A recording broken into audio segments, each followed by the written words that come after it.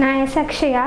நான் இந்த வருஷம் நீட் ஸ்கோர் பண்ணது வந்து 560. நான் இங்கே தான் படித்தேன், கிளாசிக் நீட் அகாடமியில்.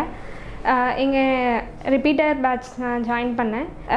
இங்கே கிளாசிக் நீட் அகாடமி வந்து ஜாயின் பண்ணதுக்கப்புறம் எனக்கு ஃபிசிக்ஸ் ரொம்ப ஈஸியாகவே இருந்தது.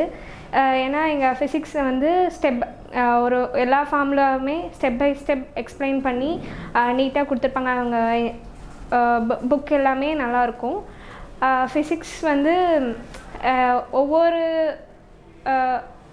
ஒவ்வொரு கான்செப்ட்டுக்குமே நிறையா கொஷின்ஸ் கொடுத்துருப்பாங்க. இப்போ ஒரு லெசனை நீங்கள் எடுத்துக்கிட்டிங்கன்னா அதுக்குன்னு தனி மெட்டீரியல் இருக்கும், அதுக்குன்னு நிறையா கொஷின்ஸ் நம்மளுக்கு சால்வ் பண்ணுற மாதிரி இருக்கும். அட்லீஸ்ட் 200 கொஷின்ஸ் ஆச்சும் ஒரு லெசனுக்கு நீங்கள் சால்வ் பண்ணியிருப்பீங்க. அதனால் எனக்கு ஃபிசிக்ஸ் ரொம்பவே ஈஸியாக இருந்துச்சு.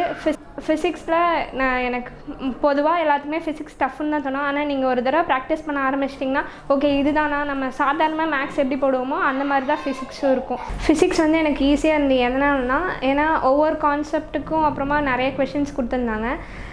லாஸ்ட் இயர் வந்து எனக்கு ஃபிசிக்ஸாக ஓகே போடலாம் அப்படிங்கிறது அளவு தான் இருந்துச்சு. ஆனால் இந்த வருஷம் வந்து ஃபிசிக்ஸ்னால் ஈஸி தான், அது வந்து கஷ்டம்லாம் கிடையாது. ஏன்னா அந்தளவுக்கு நிறையா கொஷின் சால்வ் பண்ணோம். லாஸ்ட் இயர் கம்பேர் பண்ணும்போது இந்த கொஷின் தான் எனக்கு டஃப், இதெல்லாம் என்னால் போடவே முடியாதுங்கிற கொஷின்ஸ்லாம் நிறையா இருந்துச்சு. ஆனால் இந்த தடவை இந்த கொஷினே நம்ம லாஸ்ட் இயர் விட்டுருந்தோம். அந்த அளவுக்கு எனக்கு ஈஸியாக தான் இருந்துச்சு ஃபிசிக்ஸ். இங்கே நான் வந்ததுக்கப்புறம் நான் இங்கே வந்து என்ன ஃபீல் பண்ணேன்னா ஓகே ஏன்னா நிறையா இங்கே ஓகேன்னே நான் ஃபீல் பண்ணேன். ஏன்னா நான் நிறையா டெஸ்ட்டு நாங்கள் எழுதினோம். நிறைய டெஸ்ட் எழுதுனால எங்களுக்கு ஓஎம்ஆரில் மிஸ்டேக் எதுவுமே நான் எக்ஸாம் அப்போ பண்ணல. ஏன்னா ஓஎம்ஆர் ஷேட் பண்ணும்போது இவ்வளோ தானே ஓஎம்ஆர்னா டிஃபால்ட்டாகவே நம்மளுக்கு அதை எந்த மிஸ்டேக்குமே பண்ணாத அளவுக்கு நம்ம இது பண்ணிடுவோம். இங்கே டெய்லியுமே டெஸ்ட் இருந்துச்சு மார்னிங், அதுவுமே ஓஎம்ஆர் ஷீட்டில் தான் இருக்கும். ஏன் டெய்லி டெஸ்ட் வந்து உங்களுக்கு நேற்று நடத்துறத வச்சு தான் இருக்கும். அதில் நீங்கள் என்ன மிஸ் பண்ணிட்டீங்க அப்படின்னு சொல்லி அந்த மார்னிங் டெஸ்ட்டு நம்மளுக்கு சொல்லும். அதே மாதிரி ஒரு வீக்கெண்ட் எடுத்துக்கிட்டிங்கன்னா வீக்கெண்டில் ஒரு எக்ஸாம் இருக்கும். அது வந்து அந்த வீக் நடத்துறதுக்கு ஃபுல்லுக்கான வீக்கெண்ட் டெஸ்ட்டு தான் இருக்கும். அதுவுமே ரொம்ப ஸ்டாண்டர்டாக தான் இருக்கும் கொஷின் பேப்பர் எல்லாமே. அது நீங்கள் கஷ்டமாக இருக்குது அப்படின்னா எதுவும் சொல்ல முடியாது, ஸ்டாண்டர்டாக தான் இருக்கும் அந்த கொஷின் பேப்பர். மற்றது வந்து இங்கே மெட்டீரியல்னு பார்த்தோம்னா ஃபிசிக்ஸ், கெமிஸ்ட்ரி, பயாலஜி மூணுமே பர்ஃபெக்டாக இருந்துச்சு, நல்லாவே இருந்துச்சு.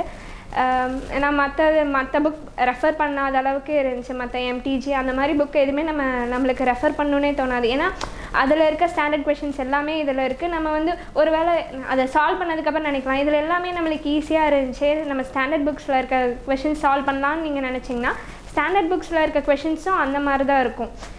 நீங்கள் வந்து ஏன்னா ஒன்ஸ் நீங்கள் இந்த புக்கை சால்வ் பண்ணிட்டீங்கன்னா நம்மளுக்கு ஈஸியாக இருக்க மாதிரி தான் தோணும். நீங்கள் ஸ்டாண்டர்ட் புக் சால்வ் பண்ணும்போது அதே கொஷின்ஸ் தான் இருக்கும், அப்பயும் உங்களுக்கு ஈஸியாக தான் இருக்கும். கெமிஸ்ட்ரி, ஃபிசிக்ஸ் ரெண்டுமே அந்த மாதிரி தான்.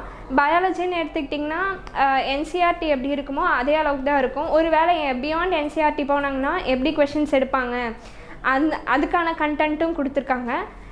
அதனால் பயாலஜி நீங்கள் எடுத்துக்கிட்டிங்கன்னா அதே மாதிரி நிறைய கொஷின்ஸ் ஒவ்வொரு கான்செப்ட்டுக்கு அப்புறமும் நிறைய கொஷின்ஸ் கொடுத்துருந்தாங்க. பயாலஜியும் கொஷின்ஸ் ப்ராக்டிஸ் பண்ணணும் அப்படிங்கிறதுக்காக அதுலேயும் நிறைய கொஷின்ஸ் இருக்கும். எப்படின்னா அப்படியே ஈஸியான இருக்காது. நீங்கள் எக்ஸாமில் எப்படி இருப்பாங்க, நீட் எக்ஸாமில் எப்படி கொடுப்பாங்களோ அந்த மாதிரி தான் பயாலஜி கொஷின்ஸ் எல்லாமே இருந்துச்சு. நெக்ஸ்ட்டு வந்து நான் நீட் எக்ஸாம் அப்போ எல்லோரும் ஒவ்வொரு ஸ்ட்ராட்டஜி வச்சுப்போம். ஃபஸ்ட்டு வந்து ஃபிசிக்ஸ் சால்வ் பண்ணி, நெக்ஸ்ட்டு கெமிஸ்ட்ரி சால்வ் பண்ணணும், நெக்ஸ்ட்டு பயாலஜி சால்வ் பண்ணணும்னு ஸ்ட்ராட்டஜி வச்சுப்போம். ஆனால் சிலர் வந்து அந்த எக்ஸாம் டைமில் எப்படி இருக்கும், நம்ம எக்ஸாம் கொஷின் பேப்பர் வச்சு நம்ம டிசைட் பண்ணிக்கலாம்னு சொல்லியிருப்பாங்க. ஆனால் அந்த மாதிரி பண்ணாதீங்க. ஏன்னா அப்போ எக்ஸாம் டைம் வந்து ஒவ்வொருத்தருக்கு அப்போ நம்ம மைண்ட் செட்டே வேறு மாதிரி இருக்கும். அதனால் நீங்கள் ப்ரிப்பேர்டாக எப்படி இந்த மாதிரி ஃபஸ்ட்டு நான் பயாலஜி தான் எழுதுவேன், நெக்ஸ்ட்டு கெமிஸ்ட்ரி தான் எழுதுவேன், நெக்ஸ்ட்டு ஃபிசிக்ஸ் தான் எழுதுவேன். ஒவ்வொரு சப்ஜெக்ட்டுக்கு இவ்வளோ டைம் தான், ½ அன் ஹவர் தான். பயாலஜிக்கு ½ அன் ஹவர்னால் பயாலஜிக்கு ½ அன் ஹவர், அதுக்கு மேலே நீங்கள் அப்போ யூஸ் பண்ணாதீங்க.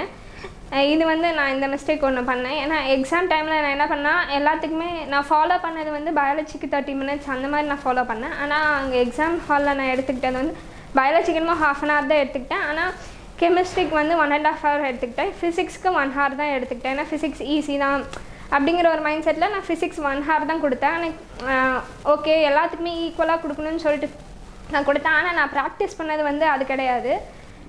அதனால் நான் என்ன சொல்கிறேன்னா ஃபஸ்ட்டு நீங்கள் எப்படி ப்ராக்டிஸ் பண்ணுறீங்களோ ஃபஸ்ட்டு எக்ஸாம்லேருந்தே நீங்கள் என்ன ப்ராக்டிஸ் பண்ணுறீங்களோ அதே நீங்கள் நீட்டுக்கு என்ன நீட் எக்ஸாம் அப்பயும் அதே ஃபாலோ பண்ணுங்கள், எதையும் மாற்றாதீங்க. ஏன்னா அப்போ வந்து உங்கள் மைண்ட் செட்டு எப்படி இருக்கணும்னு தெரியாது, கொஷின் பேப்பர் எப்படி இருக்கணும்னு தெரியாது. கொஷின் பேப்பர் எப்படி இருந்தாலும் சரி, நீங்கள் ஃபஸ்ட்லேருந்து எது ஃபாலோ பண்ணுறீங்களோ அதே ஃபாலோ பண்ணுங்கள்.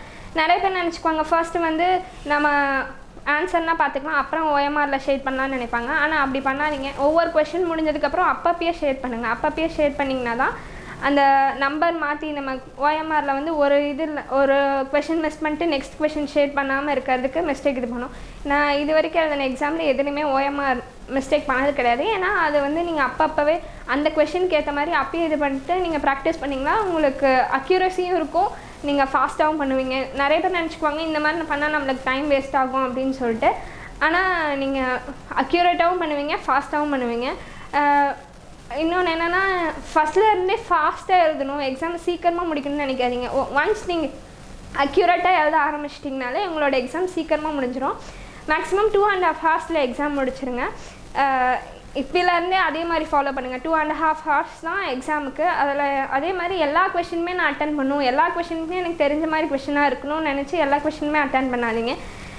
நீங்கள் படிக்க ஆரம்பிச்சிட்டிங்கனாலே உங்களுக்கு அங்கே இருக்க எல்லா கொஷினுமே தெரிஞ்ச கொஷின் மாதிரி தான் இருக்கும், எதுவுமே தெரியாத கொஷின் மாதிரி இருக்காது. அதனால் எல்லா கொஷினுமே அட்டன் பண்ணாதீங்க. இதுதான் ஆன்சர், கண்டிப்பாக நான் ஆன்சர் புக்லெட் பார்த்தாலும் எனக்கு இதுதான் ஆன்சர் அப்படின்னு தெரிகிற கொஷின்ஸ் மட்டும் அட்டன் பண்ணுங்கள். மற்றபடி இங்கே இன்ஸ்டியூட்டில் என்ன உங்களுக்கு சொல்கிறாங்களோ அதையே ஃபாலோ பண்ணுங்கள். நீங்களாக ஒரு ஸ்ட்ராட்டஜி எடுத்துக்கிட்டு எங்கேன்னு இல்லை, எங்கே இருந்தாலும் உங்களோட ஸ்ட்ராட்டஜியும் உங்களுக்கு டீச் பண்ணுறவங்களோட ஸ்ட்ராட்டஜியும் வெவ்வேறையாக இருந்தால் உங்களுக்கு அவங்க என்ன டீச் பண்ணுறாங்களோ அந்த ஸ்ட்ராட்டஜியை ஃபாலோ பண்ணுங்கள்.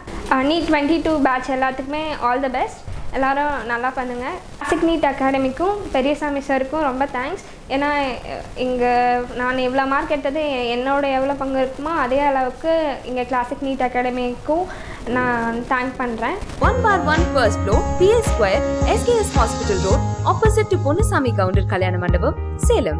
Contact 78670 14165.